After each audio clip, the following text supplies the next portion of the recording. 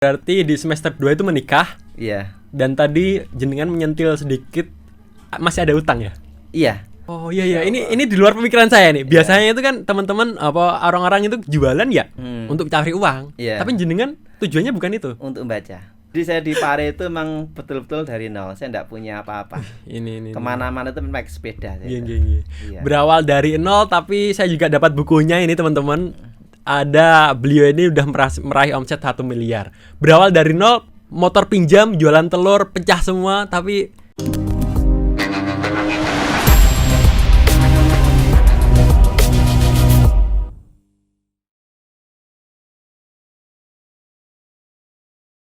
Assalamualaikum warahmatullahi wabarakatuh. Alhamdulillah bertemu lagi di studio 13. Kali ini, podcast kali ini insya Allah akan saya ditemani oleh narasumber yang luar biasa. Dan beliau adalah guru saya juga. Jadi nanti kita akan bertanya-tanya nih sama beliau tentang usahanya beliau. Dan kalau saya sih fokusnya bukan ke usaha beliau, karena nanti bisa di next season atau di next podcast. Tapi kali ini kita akan membahas tentang kehidupannya beliau. Wah, pasti penasaran nih. Dan saya pun juga penasaran nih. Kepengen tanya langsung ke beliau nih. Dan alhamdulillah kali ini kita ditemani oleh Pak Daryanto. Assalamualaikum Pak Daryanto. Waalaikumsalam warahmatullahi wabarakatuh. Alhamdulillah, sehat ya? Alhamdulillah sehat. Alhamdulillah. Langsung dari rumah atau dari mana tadi? Iya, dari rumah. Langsung mampir Anak-anak sini. ikut itu sekalian jalan-jalan. Dan ahlan wassalan, ini tempat kita di studio 13. Iya. Semoga nanti sering-sering mampir ke sini. Siap. Sering-sering bikin video-video juga. Ya, siap. Kita insya Allah siap mensupport jenengan. Alhamdulillah. Jadi insya Allah studio 13 ini kami sama tim minta doanya juga biar tetap istiqomah juga buat konten seperti ini Pak Daryanto. Amin insyaallah. Minta supportnya juga. Oke. Karena buat teman-teman, ini saya mungkin menginfokan. Nah, beliau ini owner dari Bunaya Group. Laras nggih? Iya, betul. Nah, di dalamnya ada apa aja Pak Daryanto? Ya, di Bunaya Group ini yang pertama kita punya Akikoh itu yang sudah eksis sekitar 8 tahun. 8 tahun. Luar biasa. Kemudian ada Tami Baby Rental and Shop, jadi penyewaan untuk alat-alat bayi. Kemudian juga kita ada laundry gitu ya. Ya sementara 3 itu. Karena yang satu sudah off. Oh, sebelumnya ada satu lagi. Ada susu gitu. Oh, di bidang kuliner juga berarti ya. Iya. Nggih. Boleh nggak ini kita mengulik kehidupan jenengan nih? Oh, silakan. Kalau jenengan sendiri nih ngapunten, lahir dari keluarga yang berada atau sederhana atau pripun? Iya, saya itu dilahirkan dari keluarga yang pas-pasan itu ya. Karena ya ibaratnya itu sekolah aja itu mondok itu dibiayai tetangga ya. Dibiayai tetangga. Jadi waktu itu saya SD, setelah SD itu ada tawaran karena saya aktif di TPA, kemudian ini ada kesempatan mondok. Kalau mau dibiayai. Di TPA itu jadi pengajar atau? Ya masih jadi nyantri gitu.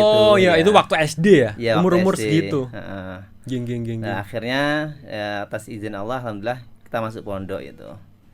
Jadi dibiayai. Jadi orang tua itu kalau masuk pondok sendiri dibiayai orang tua enggak mampu. Alhamdulillah ada biaya itu, orang tua hanya mengasih untuk biaya jajan aja gitu. Iya, berarti kok bisa ketemu sama beliau itu dari TPA itu? Iya, TPA. Beliau pengajar di situ atau gimana? Ya, pengusaha juga. Pengusaha yang saya teladani juga. Rumahnya juga dekat dari rumah. Seringkali kita itu uyar-uyur bareng gitu. Jadi kalau di TPA itu bikin anak-anak itu senang gitu ya. Hari Ahad tuh pasti ada jalan-jalan gitu ya ke sawah, main bola. Setelah itu pulangnya makan pecel bareng. Nah, itu hal-hal yang bikin erat di TPA kami itu. Bahkan juga ada agenda ke pantai setiap tahun sekali gitu ya. Iya, kemah itu terus. Ya, itu kan akhirnya ada agenda tahunan itu. Nah, itu yang bikin kekompakan di antara teman-teman TPA sampai sekarang. Dari berapa murid di TPA-nya jenengan itu? Yang jenengan sedang belajar di situ itu? Ya banyak, puluhan itu. Dan yang dipondokkan ada berapa orang? Yang dipondokkan itu ada 8 orang. Dan termasuk jenengan? Iya, termasuk saya. Cuma yang dibiayai itu ada 4 itu ya. Yang 4 itu biaya sendiri. Nah, walhasil sampai terakhir lulus pondok itu hanya saya. Oh, Masya Allah. Geng. Jadi luar biasa jiwa bertahannya itu. Dari 8 teman tadi yang bertahan sampai lulus jenengan? Saya. Dan jenengan ini saya dapat info pondoknya bukan main. Pondoknya di tempat pondok yang ternama lah di sini ya. Iya. Di mana pondokan? Di Pondok Gontor di Masya Ponorogo. Allah. Iya, alhamdulillah. Luar biasa. Jadi setelah lulus pondok itu, masuk pondok itu tahun berapa, Pak Daryanto? Masuk pondok tahun 2000. Jadi Iya. tahun 2000 lulus SD, kita ada namanya itu capel, calon pelajar. Kemudian saya didaftarkan di Ngurah itu, Sumber Cangkring ya, dekat dengan sini. Ya. Masuk sana sekitar 3 bulan, tes, kemudian Ramadan itu kan pengumuman biasanya itu. Iya. Pengumuman, dan saya diterima di Pondok Pusat di Ponorogo. Oh. Nah, teman saya itu diterima di Gontor 3 itu. Cuma Yang akhirnya di nggak Ngurah terus itu. ya. Iya. Dan ya saya single factor akhirnya. Oh, berarti aku baru tahu nih. Berarti ketika 8 itu diseleksi. Iya. Yang lolos cuma jenengan aja ke Ponorogo itu. Ya, yang 8 orang itu masuk dulu, masuk iya? dan seleksi yang lain itu keluar nggak betah itu ya. Yang sampai betah itu hanya 3 orang. Oh. Nah, ketika pas masuk diterima itu baru saya tok itu. Wah. Yang 2 itu mengundurkan. Berarti di pondok sampai tahun? Sampai tahun 2006 Ya. kan ke SMP SMA ya. Iya. Kemudian tahun 2007 kita ada yang namanya pengabdian. Leres. Jadi saya ngabdi di Banyuwangi di Pondok Gontor cabang 5 selama setahun. Jadi hanya mengamalkan ilmu gitu Iya. Berarti 1 tahun itu di Banyuwangi sana. di Banyuwangi. Terus habis di Banyuwangi 1 tahun itu tahun berarti 25 2006 2007 berarti. Iya, 2007. Pulang ke Kediri kah? Ya, pulang ke Kediri 2008-an itu. Oh iya, saya belum tanya nih. Jenengan tuh asalnya dari mana? Kediri kah atau Asli Pare. asli Pare? Iya, jadi saya wong Pare. Ya, di sini ada tim-tim juga dari Pare. Iya. Orang Pare tapi sudah lama nggak di Pare. Oh, hijrah ya, Iya. hijrah ke Kediri. Dan sekarang di Kediri kota ya. Iya, Masya di Allah. kota. Jadi setelah tadi jenengan dari Pondok Gontor nih habis selesai, habis itu ngabdi, habis itu pulang ke Kediri. Iya. Jadi apa di Kediri jadi guru atau kok hijrah? Iya, jadi saya mengamalkan ilmu yang saya dapat di pondok itu, ngajar di MI, kemudian juga di SMP waktu itu ya, kemudian yang ngajar bahasa Inggris, bahasa Arab ekstra, ngajar TPA juga. Jadi ibaratnya saya pengabdian ke TPA yang membiayai saya. Jadi selama 2 tahun saya pulang ke Pare itu Iya. ya untuk ngajar juga. Oh, Iya. geng. Jadi Berarti ngajar ngamalkan ilmu itu. 2 tahun pulang dari Banyuwangi ngajar di Pare. Ngajar. Berarti 2010 selesainya. Ya, ngajarnya itu 2008 2009, 2 tahunan itu. Nah, Ya, sambil bisnis kecil-kecilan itu. bisnis awalnya apa? Menarik nih. Iya, bisnis awalnya memang kalau dari pondok itu kan saya punya ibaratnya entrepreneur lah. Iya, Pengen iya. saya itu mandiri, Iya. pengen memberi sesuatu yang lebih. Iya. Makanya saya harus entrepreneur. Bisnis pertama saya itu adalah emping melinjo. Empeng melinjo. Iya. Jenengan kemas sendiri, masak sendiri atau? Iya, itu ceritanya ya saya akhirnya beli emping dari saudara juga kan produksi emping. Ya, kemudian saya goreng, Iya. ya, goreng semampu saya. Ini ada yang pernah kosong-kosong dan sebagainya. Awal mulai. Iya, kemudian dibungkusi gitu, Iya. di packing, dibungkusi, dititipkan ke warung-warung kayak gitu. Oh, bertahan? Bertahan berapa bulan itu? Apa salah satu indikator kok empeng melinjonya itu selesai di situ, apa indikatornya? Iya, indikatornya karena kita kan nitip ya. Iya. Nitip itu kadang ada yang Konsinyasi. laku, ada ya. Hmm. Ya, sedangkan warung itu kalau disuruh beli kan enggak mau. Iya, Rata-rata Mas kalau dititip saya mau, tapi kalau untuk beli saya enggak mau. Ya Hmm. udah Bu, kita titip aja. Titip seminggu kita keliling lagi. Nah, dari situ kan akhirnya kan ada yang laku, ada yang enggak. Nah, kita ruginya di situ. Ada Sedangkan yang perputaran mampu. uang kan harus terus untuk produksi. Iya, dan nggak bisa bertahan lama kan? Iya. Geng. Dan profitnya juga tidak begitu banyak. Iya, Dari iya. itu udahlah ganti yang lain lagi. Setelah itu Setelah usahanya apa? itu kita ganti lagi ke jualan telur. Jualan telur. Iya. Geng. Jualan telur di pasar Pare sambil keliling-keliling gitu. Kalau itu jualan telurnya berarti pakai apa? Jualan telurnya kita ngambil dari peternakan ya, pakai yang box itu ya. Iya. Kemudian kita taruh di motor bawa ke pasar Pare setiap pagi jam 3. Ya, jadi ya saya suka jualan malam itu ya sambil bisa alhamdulillah salat malam itu ya, sempatnya salat malam Geng, dan geng. ke pasar jualan itu nanti jam 7 jam 6 itu sudah habis biasanya gitu. Berarti berangkatnya jam 2 pagi. Iya, jam 2 jam 3. Masa? Iya, itu di pasar Pare emang ramai jam Itu, segitu. itu sampai bertahan sampai berapa tahun itu? Atau berapa bulan? Hanya sekitar 4 bulanan mungkin. 4 bulan. Iya. Ada cerita menarik nggak di jualan itu? Ya. Ada ruginya nggak atau ada untung besar nih atau apa?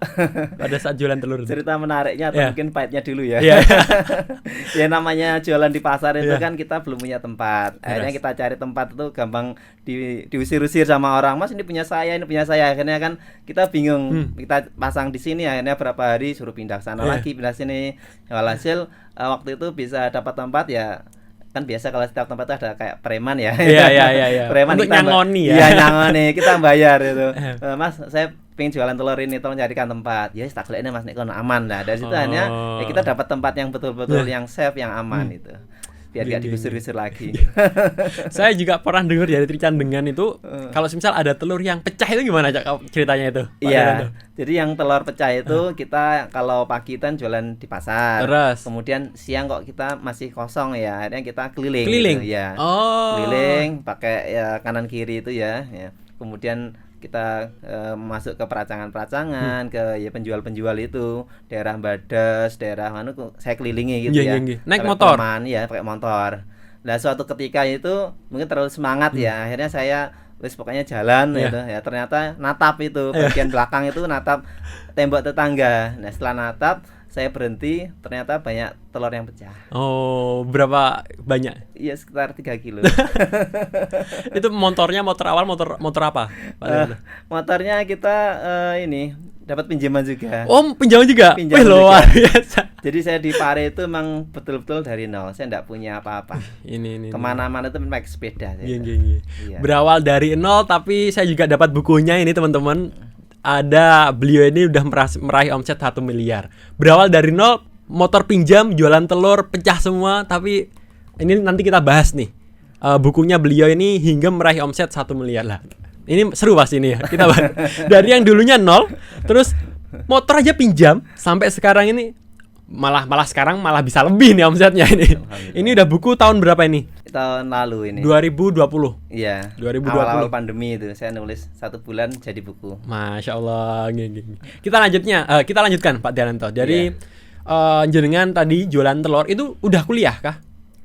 Belum. Jadi waktu saya ibaratnya ke Pare itu kan masih suasana baru ya. Kita pengen bisnis gitu ya, jualan telur dan sebagainya. Dan saya memutuskan kuliah itu ya ketika gagal semuanya itu. Oh, berarti setelah jualan telur itu apa itu? Titik frustasi atau titik apa itu? Ya jualan telur pernah, kemudian jualan koran juga pernah. Oh, itu ya. setelah jualan telur itu ada jualan koran? Iya pernah. Ya, bisa dong ceritain itu gimana? Jadi gini, waktu jualan koran kita itu kan jadi loper. Loper itu kita ngambil dari pedagang penjual gitu koran, ya, penjual, Pak kita jualin. Nah, saya waktu itu cari tempat di perempatan Garuda. Ya, yang familiar ya. Dekatnya RSUD. Orang Pare pasti tahu Garuda Pare. Nah, saya di situ. Jadi perempatan itu depan Semada yang paling pojok itu, ya jualan di situ, ada jagreknya, kemudian kita jualan koran ya dari macam-macam koran itu, kemudian juga ada majalah, kita jualan. Nah, di situ yang asik menurut saya itu bisa baca. Jadi saya jualan ya tetap sambil membaca. Tiap hari semua koran saya baca. Oh iya. Ini di luar pemikiran saya nih. Biasanya itu kan teman-teman apa orang-orang itu jualan ya untuk cari uang. Tapi jenengan tujuannya bukan itu. Untuk membaca. Luar biasa. Kok bisa gitu loh? Terpensat kayak gitu kok bisa gitu loh? Iya, itu ceritanya kan saya sering kalau pagi itu jalan-jalan dengan teman itu ya di lapangan Candapiro Pare, lari-lari dan sebagainya. Selalu pulangnya kan mesti suka baca, beli koran. Dalam kelamaan daripada kita beli mending kita jualan. Nah, kalau jualannya kita bisa baca semuanya. Luar biasa. Oh, iya. Itu malah nggak kepikir ke saya itu. Iya. Itu out of the box banget. Bisa jualan koran. Mungkin kalau masalah materi di nomor 2 kan. Yang pertama itu bisa baca koran-koran di situ ya. Iya. Luar biasa. Itu. Bertahan agak lama di situ, di koran itu. Ya, jadi ibaratnya kan zona nyaman dulu ya. Saya jualan koran yang penting dapat uang jam 10 11 berapapun saya setorkan, kemudian pulang baru nanti yang penting siang dan sore saya bisa ngajar. Dan itu. Oh, berarti buka les-lesan juga kah? Ngajarnya? Ya, ngajarnya tuh TPA kalau sore, kemudian kalau siang tuh ngajar di pondok. Jadi saya tuh ngajar di pondok di Panti Asuhan Muhammadiyah Punju itu. Nggih.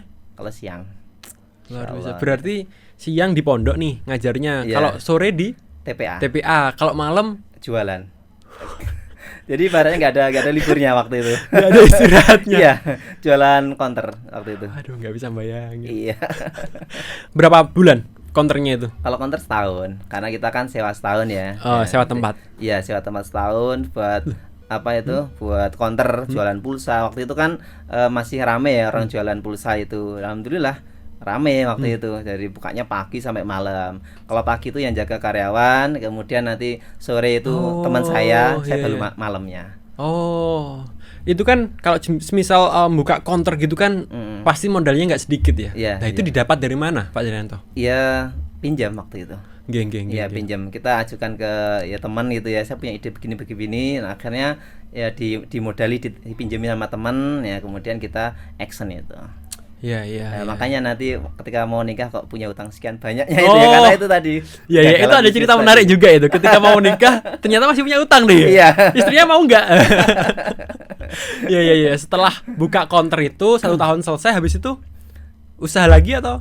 Ya itu tadi ya itu perjalanan setahun itu tidak mulus itu ya. Iya. Ya kadang awalnya itu potong rambut ya, potong rambut karena karyawan yang tidak amanah gitu ya. Pagi itu saya lihat tuh motong, malam itu saya cek kan, Mas, hari ini motong berapa orang? Kosong, Pak. Ada. Berarti kan nggak amanah. Iya, ya. iya. Padahal ada. Ada, saya lewat tuh ada dia motong. Iya, iya. Ya, iya, karena nggak iya. amanah akhirnya saya cut, kemudian saya teruskan counter tadi sampai kontrakan habis. Oh, sebelum counter itu tempat potong. Iya, potong rambut. Iya, geng, geng, geng. Kalau jenengan sendiri bisa motong nggak? Belum bisa. Belum bisa.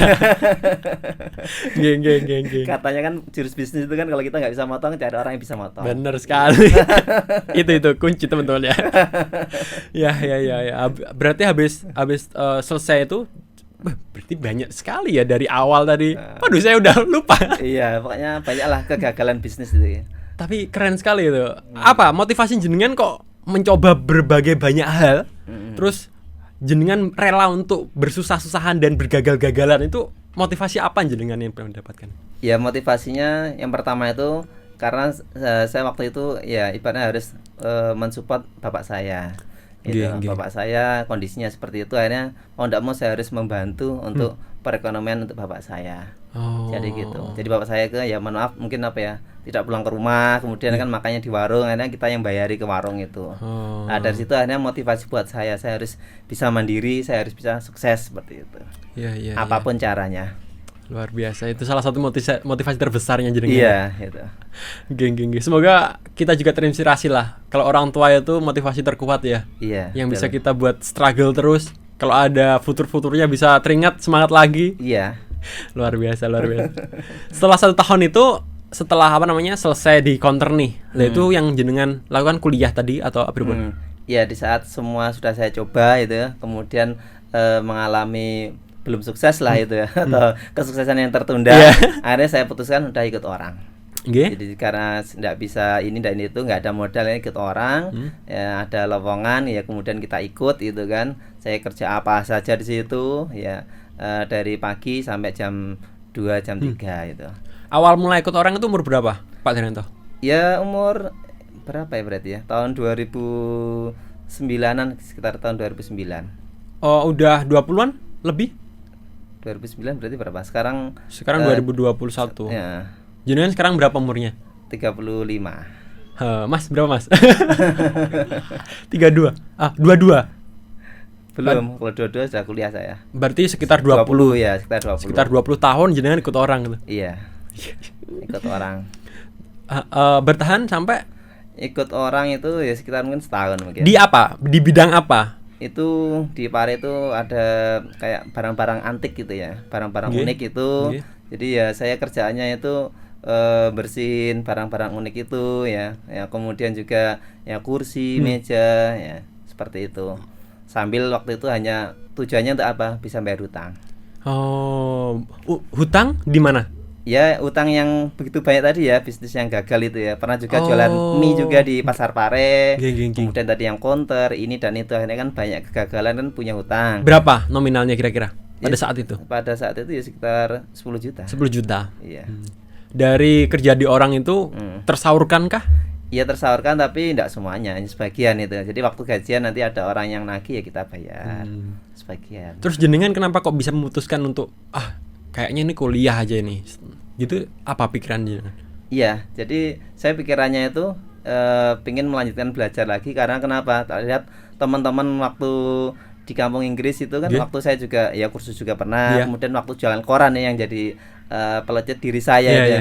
Saya jualan koran tuh banyak teman-teman pondok itu yang main itu kan.